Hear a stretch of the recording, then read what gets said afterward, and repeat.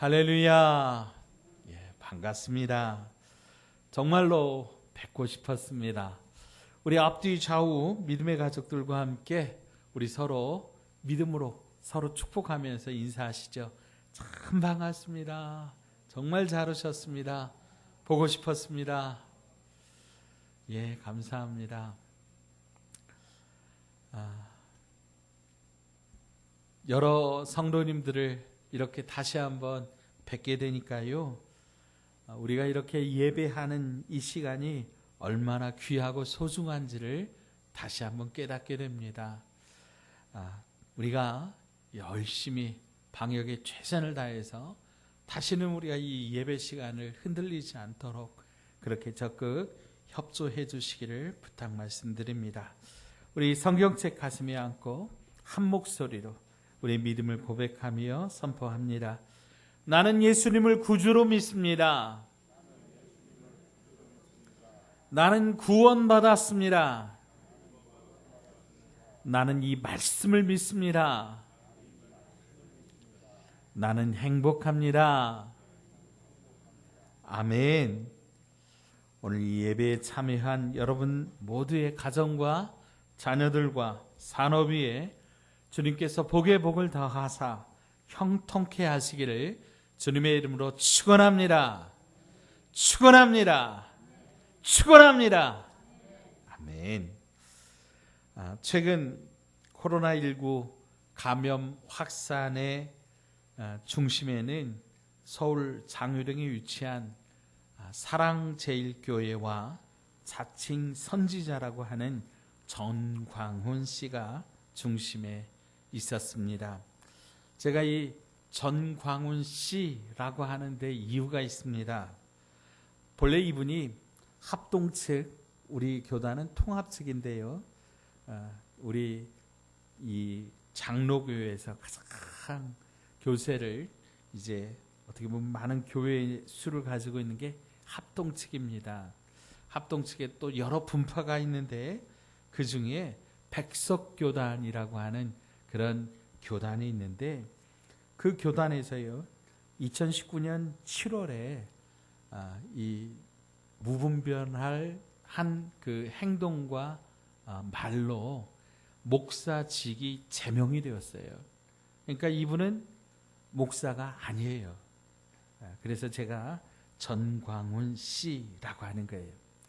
그와 그분을 따르는 몇몇 사람들이 지난 8월 15일 광화문 광장에 모여서 이른바 구국 집회, 나라를 살리겠다, 이런 집회를 한 것이 이번 코로나 확산에 결정적 영향을 미친 것으로 방역 당국이 파악을 했고요. 그래서 건강보험공단과 서울시 등이 방역을 방해한 혐의로 사랑제일교회와 정광훈 씨를 이제 향해서 구상권으로 약 55억 원을 청구했다, 그런 이야기를 신문에서 읽었습니다. 이런 일들이 진행되면서 기독교계 대표자들이 대국민 사과를 하고 또 코로나 방역에 최선을 다하겠다고 발표를 했지만 돌아선 민심을 돌이키기엔 너무나도 역부족이었다라고 하는 것이요. 지난 9월 1일자 기독신문에 보니까 코로나 이전과 이후 종교별 신뢰도의 그 차이가 발표가 되었습니다. 조사 결과 코로나19 이후 종교별 신뢰도의 변화를 묻는 질문에 응답자 중 63.3%가 개신교에 대한, 즉 교회에 대한 신뢰도가 더 나빠졌다, 이렇게 대답을 했어요. 또 비슷하다 34.8%, 더 좋아졌다, 개신교가 오히려 더 좋아졌다 1.9%에 불과했다는 거죠. 특별히 이 개신교에 대하여 더 나빠졌다라고 응답한 대다수가 19세에서 29세 사이의 젊은 세대와 학생들이 대부분이었다라고 하는 것을 눈길을 끕니다. 이는 청년 세대가 개신교에 대하여 비호감을 가지고 있다라고 하는 의미이고, 결국에 이제 이 나라의 앞날의 교회가 이제 결국은 청년 세대들을 잃어버리게 될 것이다 라고 하는 이런 예측을 보여줍니다. 반면에 불교와 카톨릭에 대한 신뢰도는 이전과 비슷하다라고 하는 응답이 각각 86.8%, 83%로 코로나19 이후에도 큰 변화가 없음을 알 수 있습니다. 특별히 교회가 이번 코로나 사태로 인해서 가장 큰 타격과 어려움을 받고 있음을 알 수 있습니다. 이번 코로나 사태를 겪으면서 믿음에 대하여 생각해 봅니다. 믿음이라고 하는 것은 무엇일까? 다른 사람이야 어떻게 되건 말건 나 혼자 잘 먹고 잘 살다가 구원받으면 그걸로 끝인가? 믿음이라고 하는 것과 신념이라고 하는 것은 어떻게 다른가? 이런 질문들이 제 안에 계속 꿈틀거리고 있었고, 이런 질문들을 안고 성경을 보다가 오늘 본문 말씀을 읽게 되었습니다. 그래서 오늘은 이 본문을 중심으로 참된 믿음은 무엇인지 우리가 함께 생각해 보고자 합니다. 먼저 본문의 배경을 살펴보자면, 오늘 이 본문은 예수님께서 베드로와 야고보와 요한 세 제자와 함께 높은 산에 올라갔다가 내려온 뒤에 일어난 사건입니다. 그러면 산 위에서 어떤 일이 있었습니까? 예수님의 형체가 변화되었습니다. 그래서 그 산을 변화산이라 그렇게 부릅니다. 예수님의 옷에서 몸에서 빛이 나는데 세상에서 빨래하는 사람이 희게 할 수 없을 만큼 아주 매우 강렬한 빛이 예수님에게서 나타났다라고 하는 거죠. 사랑하는 여러분, 예수님은 빛이십니다. 빛의 본체이십니다. 그래서 요한계시록 21장 23절에 이렇게 기록합니다. 그 성은 해나 달의 비침이 쓸데없으니 이는 하나님의 영광이 비치고 어린 양이 그 등불이 되심이라. 아멘. 새하늘과 새 땅, 우리 주님께서 이 땅에 오실 그때는 해나 달이 쓸데가 없다는 거예요. 왜요? 하나님의 영광이 비치고 어린 양 예수님께서 비춰주시기 때문에 그때는 해나 달이 아무 쓸데가 없다. 그래요. 변화산에서 베드로와 야고보와 요한은 아주 잠깐이지만 그 빛나는 예수님을 뵙게 된 거예요. 그런데 더욱더 놀라운 것은 그 순간에 예수님이 누구와 얘기를 하고 있었다는 거예요. 그 상대방이 누구냐면 엘리야와 모세였습니다. 엘리야는요, 이스라엘 백성들이 가장 존경하는 선지자입니다. 모세는 이스라엘 백성들이 가장 따르고 존경하는 리더, 행정가입니다. 즉 이 두 사람은 이스라엘의 영적 거목이라고 할 수 있습니다. 그 중에 한 사람만 만나도 영광인데 그 두 사람을 한 자리에서 보게 된 겁니다. 누구 때문에요? 예수님 때문에. 그래서 베드로는요, 너무도 감격한 나머지 그 자리에 납작 엎드려서 예수님께 말씀드립니다. 자, 오늘 우리 앞선 5절 말씀입니다. 오늘 본문 앞에 5절 말씀. 랍비여, 우리가 여기 있는 것이 좋사오니 우리가 초막 셋을 쥐되 하나는 주를 위하여, 하나는 모세를 위하여, 하나는 엘리야를 위하여 하사이다. 무슨 말이에요? 베드로는요, 그 황홀한 그 놀라운 신비로운 경험을 잊을 수가 없는 거죠. 그래서 그 순간 그 자리에서 살고 싶었습니다. 그래서 거기에다가 집을 짓겠다고 말한 거예요. 그래서 집은 예수님 한 채, 엘리야 한 채, 모세 한 채, 그렇게 딱 세 채를 지어놓고 자기들은 그 앞에서 평생 그렇게 살고 싶다라고 하는 거예요. 그런데 어떻게 되었습니까? 잠시 맛보았던 그 황홀한 그 신비는 사라지고 예수님과 자기들만 남게 되었다라고 하는 거예요. 그리고 주님께서 말씀하시기를 산 위에서 살자, 산 위에서 집 짓고 살자. 베드로의 대답에 주님께서 뭐라 그래요? 내려가자. 산 밑으로 내려가자 말씀하시는 거예요. 여러분, 우리라면 어떠했을까요? 우리 앞에서 이런 일들이 일어났다면 아마도 우리 역시 이 종교적 황홀경에 빠져서 내려가고 싶지 않았을 겁니다. 그냥 주님과 함께 있는 것만으로도 너무 행복하고 다른 것 생각하고 싶지 않은 거죠. 그런데 주님은 산 밑으로 내려가자 말씀하십니다.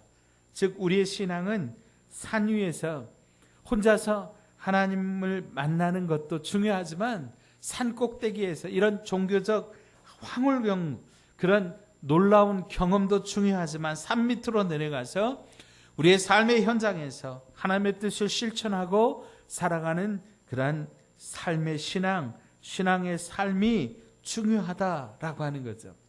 그래서 교회는 마을 한가운데 있는 겁니다.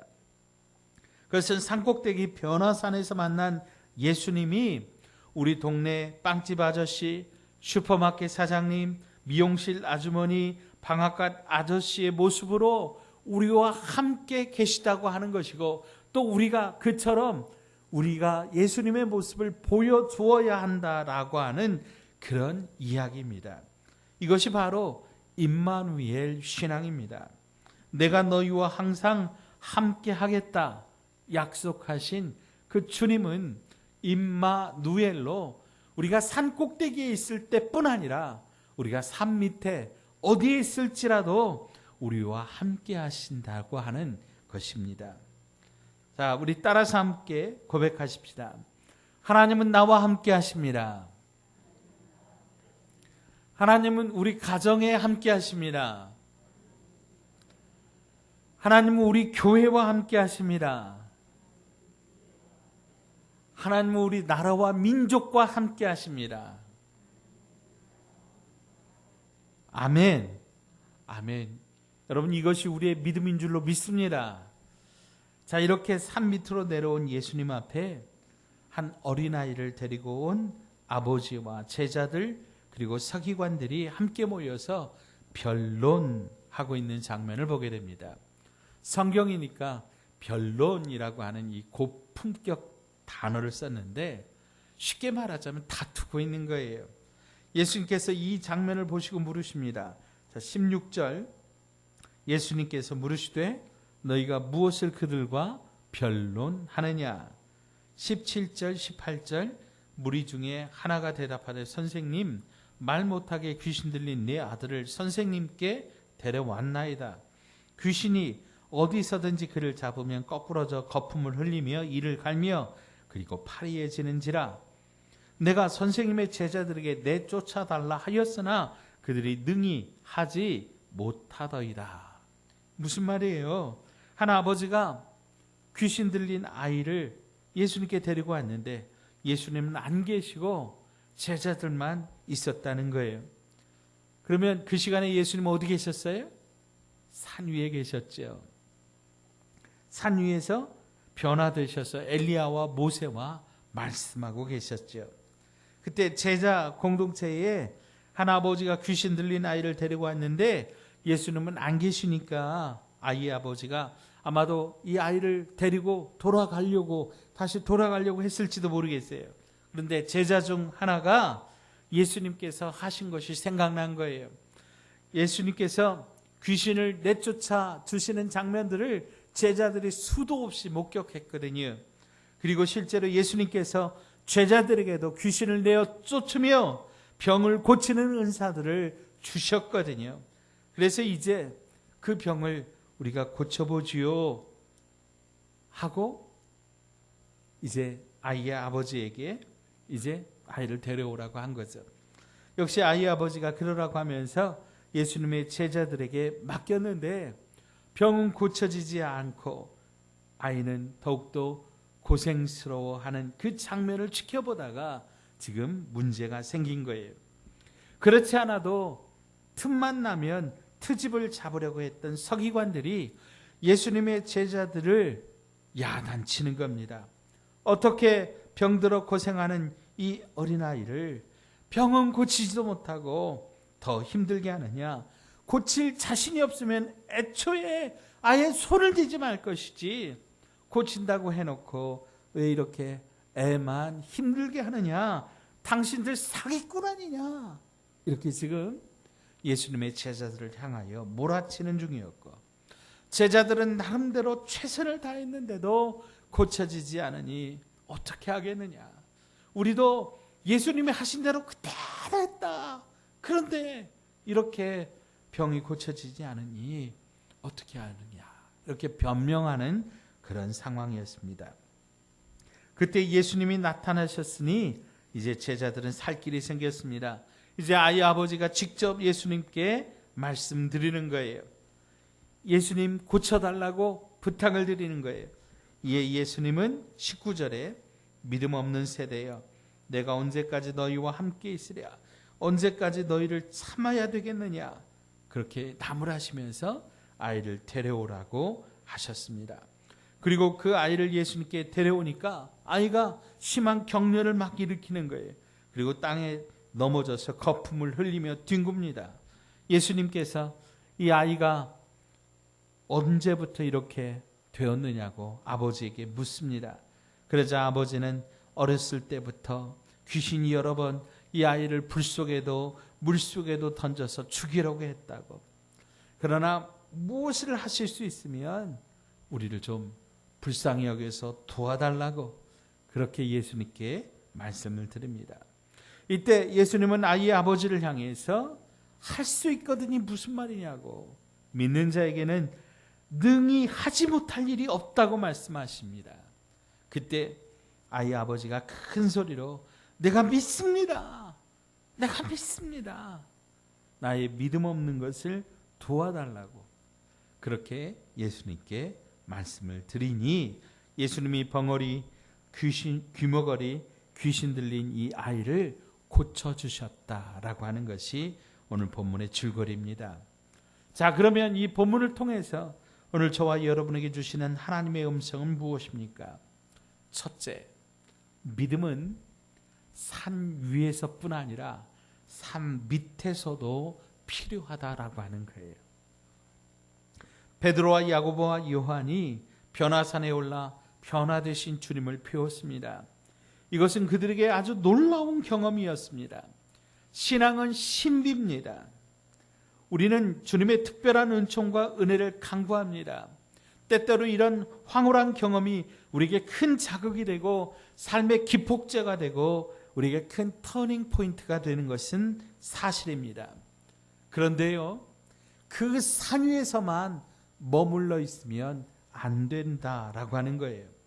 우리에게 이런 황홀한 경험과 은혜가 있는 것은 결국은 산 아래에 우리의 삶 속에서 우리가 방향을 잃지 않고 똑바로 걸어가기 위한 이정표이자 나침판을 삼기 위해서라고 하는 거예요.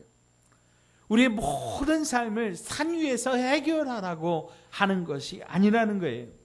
오늘 본문의 베드로처럼 움막을 짓고 예수님 여기서 내려가지 말고 사십시다 라고 말하면 안 된다라고 하는 거예요.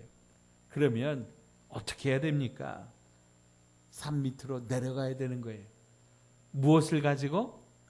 믿음을 가지고. 그 황홀한 믿음, 예수님을 만났던 그 뜨거운 믿음, 하나님을 만났던 그 은혜의 믿음, 성령님을 만났던 그 충만한 믿음을 가지고 어디로요? 산 밑으로, 우리의 삶의 현장으로, 우리 가정으로, 우리 직장으로 내려가야 한다라고 하는 거죠. 자, 둘째로 삶은 문제의 바다이며 예수님은 문제의 열쇠라고 하는 거죠. 자, 따라서 하십시다. 예수님은 모든 문제의 열쇠입니다. 아멘. 자, 산에서 내려오자 그들은 큰 소동을 만납니다. 그 소동은 귀신 들린 아들을 이끌고 온 아버지의 처절한 외침입니다. 내 아들을 고쳐주세요. 이것은 그의 가장 큰 고민이고 가장 큰 아픔이었습니다. 아마도 아버지는 아들 때문에 많은 돈을 허비했을 거예요. 이 아들로 말미암아 아버지와 온 가족들이 많은 것들을 포기했을 겁니다. 집안에 이런 어려움이 있으면 웃음이 사라지고 기쁨이 사라집니다. 돈이 없어집니다. 걱정과 근심과 염려가 그 가정에 또아리 틀고 앉아 있어서 그 집안을 갉아먹습니다. 어쩌면 이 아들의 치유는 아들뿐만 아니라 온 집안을 회복시키는 정말로 중요한 문제라고 하는 거예요. 아마도 아버지는 어디선가 누구로부터 예수님과 제자들에 대하여 이야기를 들었을 거예요. 나사렛에서 오신 예수라고 하는 분이 있는데 많은 사람들이 그분을 만나고 병이 나았대. 12회를 혈루증으로 고생하던 여자가 있었는데 예수님의 옷자락을 만졌는데 글쎄 병이 나았대. 심지어는 당시에 하늘의 벌, 천벌이라고 하던 나병 환자도 예수님을 만났더니 병이 나았대. 이런 이야기를 들었을 겁니다. 그래, 예수님이라면 분명 내 아들의 병을 고쳐주실 거야. 아멘. 아버지는 이런 기대를 가지고 아들을 들쳐업고 제자들이 있는 곳으로 왔습니다. 그런데 예수님이 계셔요, 안 계셔요? 안 계셔요. 예수님은 어디 계세요? 산 위에, 산 꼭대기에 계셨어요. 그리고 그곳에는 예수님 비슷한 사람들이 있었어요. 누구예요? 예수님의 제자들입니다. 그들은 예수님에 대하여 전문가였습니다. 예수님과 함께 3년 동안을 동거동락했기 때문입니다. 그들은 예수님을 아주 잘 알았습니다. 예수님의 행동 패턴, 예수님의 생각, 식성, 예수님의 모든 것을 그들은 거의 다 알았습니다. 하지만 그들은 이 아버지의 문제를 해결할 수가 없었습니다. 왜요? 그들은 가짜였기 때문입니다. 진짜 예수님이 그들 안에 안 계셨기 때문입니다. 예수님 비슷했지만 가짜였어요. 진짜 예수님을 몰랐기 때문입니다. 이 사건 이후에 제자들이 예수님께 조용히 물어봅니다. 28절입니다. 집에 들어가시며 제자들이 조용히 묻자오되 우리는 어찌하여 능히 그 귀신을 쫓아내지 못하였나이까. 제자들이 어떻게 물었다고요? 어떻게 해요? 조용히. 왜 조용히 물었을까요? 창피해서, 부끄러워서. 3년 동안이나 예수님을 따라다녔지만 예수님을 몰랐으니까, 예수님의 능력이 그들 안에 없었으니까. 그래서 그들은 예수님께 책망만 들어요. 믿음 없는 세대여, 내가 얼마나 너희와 함께 있으며 얼마나 너희에게 참으리요. 믿음이 그들에게, 제자들에게 있었다고요, 없었다고요? 대답 좀 해봐요. 있었어요, 없었어요? 없었다는 거예요.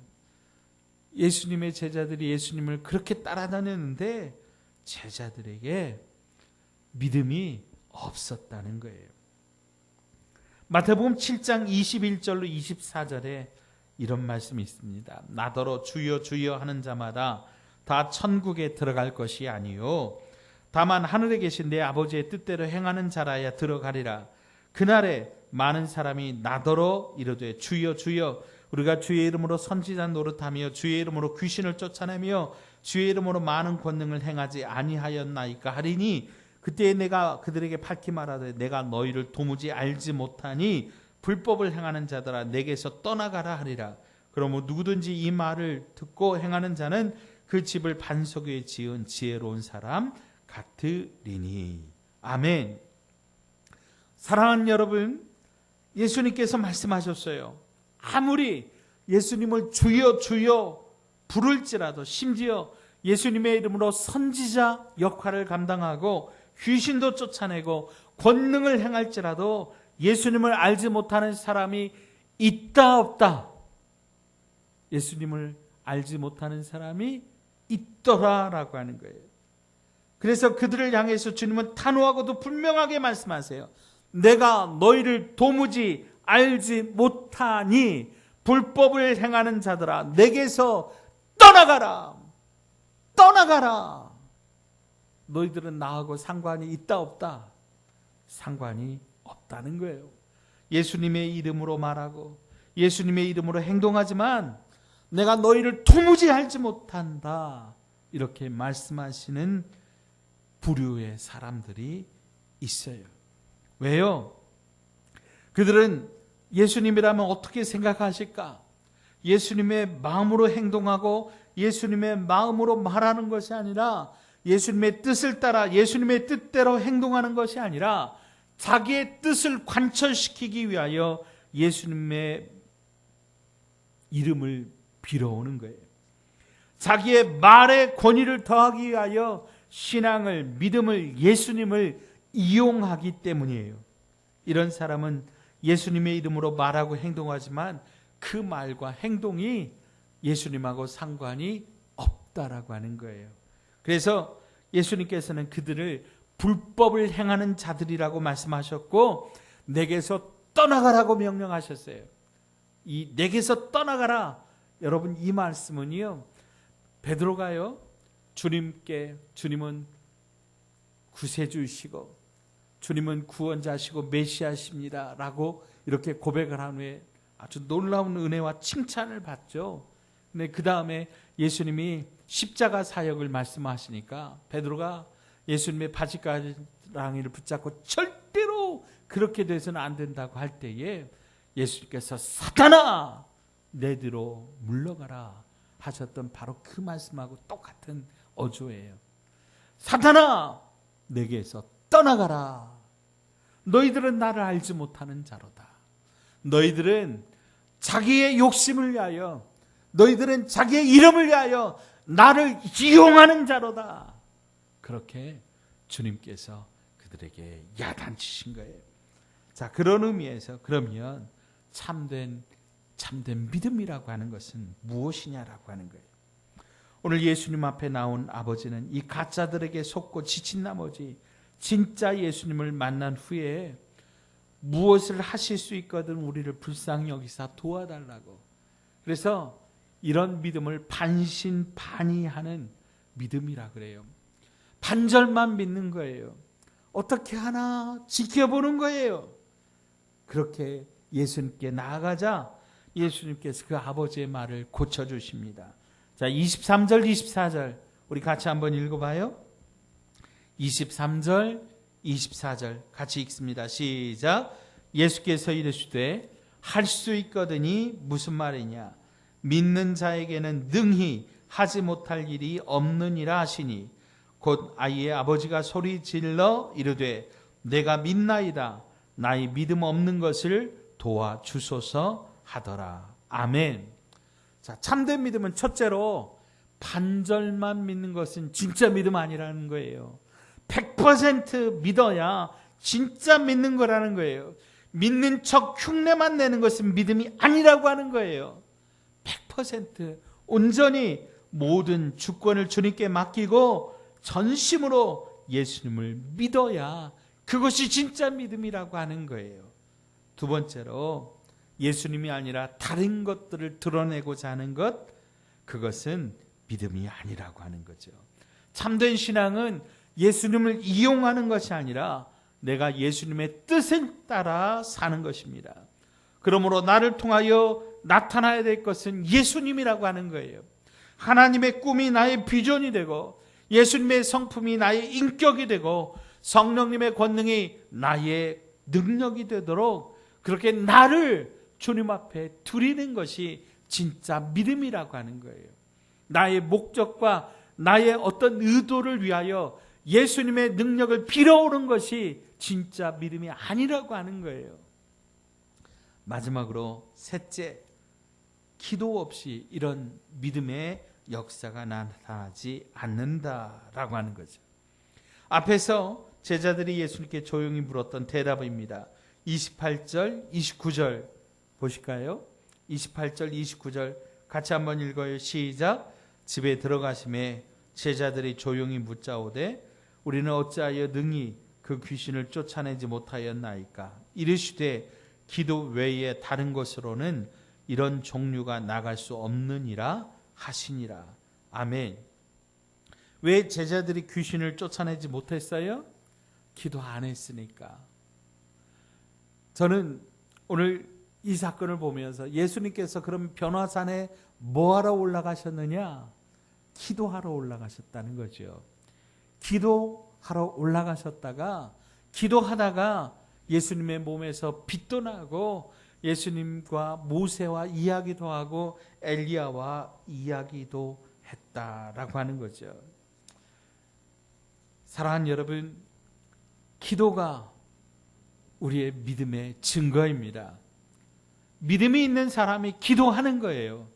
기도하면 큰 믿음을 얻게 된다라고 하는 거죠.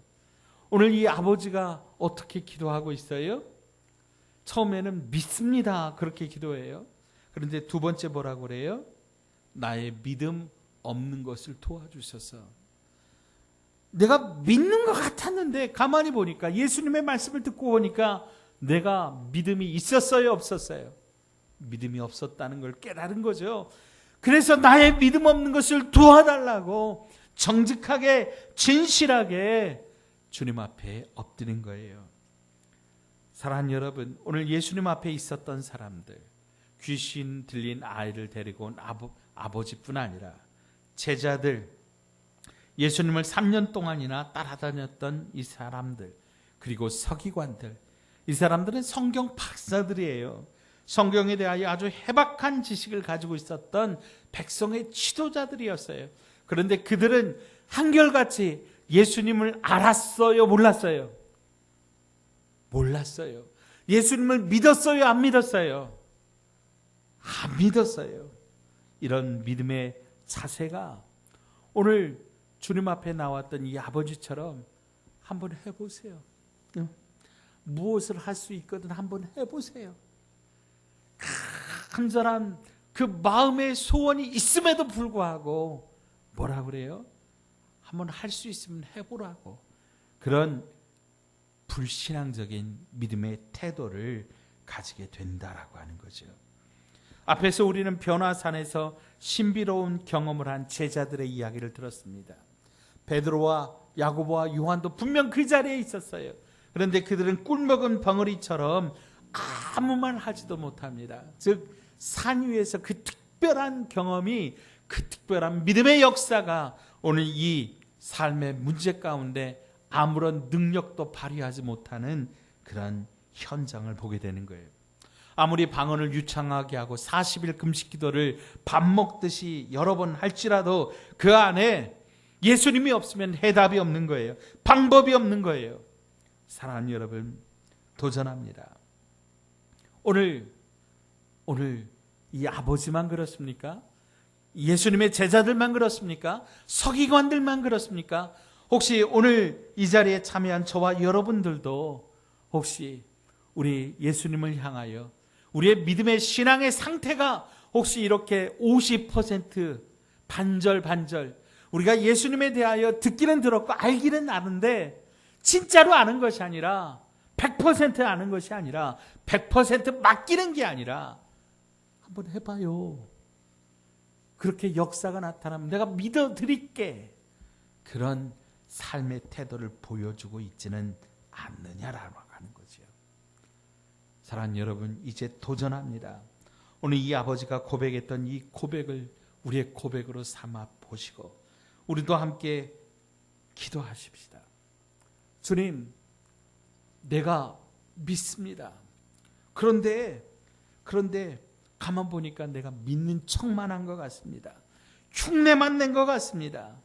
그러니 나의 믿음 없는 것을 도와주십시오. 내가 진짜로 100% 믿도록, 그래서 나의 삶의 현장에서 역사가 나타나도록 모든 귀신은 떠나가게 하시고 모든 약한 것들은 강하여지게 하여 주시고 나는 죽고 오직 예수 생명으로 살게 해달라고. 오늘 이렇게 우리 이 기도 제목 가지고 이 시간 우리 합심해서 통성으로 간절히 기도하겠습니다. 다 함께 기도하겠습니다. 오 하나님 아버지, 지금껏 우리가 살았던 삶 속에 거짓 믿음으로 흉내만 내고 있었던 적은 없었는지, 다시 한번 우리의 믿음의 현 주소를 되돌아보게 하여 주시니 감사합니다. 예수님의 마음 없이 말하고 예수님의 마음 없이 행동했던 이 가식과 위선을 버리게 하시고 진짜로 예수님으로 살게 하여 주옵소서. 예수님의 마음으로 살게 하여 주옵시고 예수님의 마음으로 말하게 하여 주시고 기도하게 하여 주시옵소서. 그래서 죽었던 신앙 믿음이 다시 살아나게 하여 주시고 우리의 믿음이 자라나 기적과 역사가 일상이 되게 하여 주시고 매일매일 우리를 통하여 예수 생명이 나타나 우리 교회와 가정과 이 나라와 이 민족을 살리는 축복의 통로 되게 하여 주시옵소서. 예수님의 이름으로 간절히 기도하옵나이다. 아멘.